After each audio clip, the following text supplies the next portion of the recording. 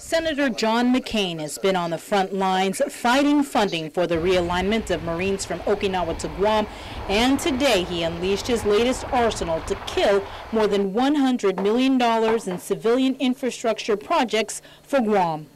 It's a pair of Guam earmarks that directly contravene the explicit direction provided by the Armed Services Committee of the Senate and the House of Representatives. Senator McCain on the Senate floor said the appropriations for a wastewater treatment facility and a public health laboratory on Guam were in direct contravention of provisions in the 2013 National Defense Authorization Act that banned funding to be expended for the military buildup until certain requirements were met.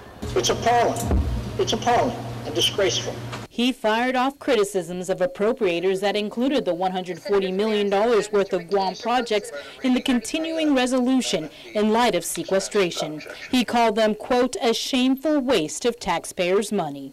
This is a pork barrel payoff to Guam to solve an already existing problem that has nothing to do with any future military realignment to Guam. This is no better than last year's set of earmarks for a cultural artifacts repository. Majority Whip Senator Dick Durbin of Illinois fired back. This is not some frill, this is a basic. Durbin said he's been to Guam and it is a challenge.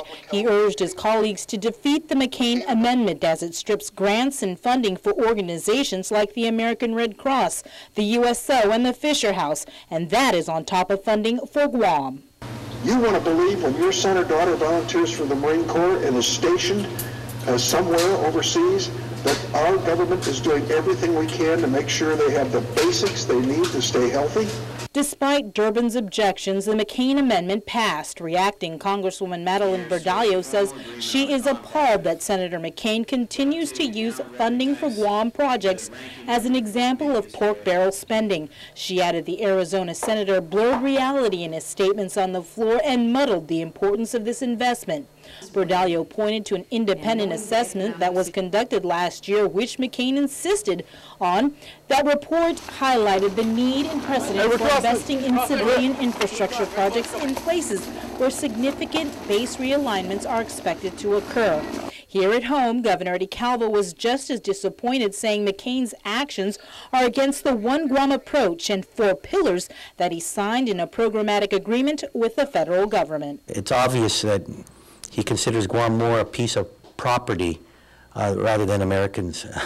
It's in line with his consistent belief in the exploitation of our people and our property without spending a single penny of monies to deal with the issues that are affecting our community.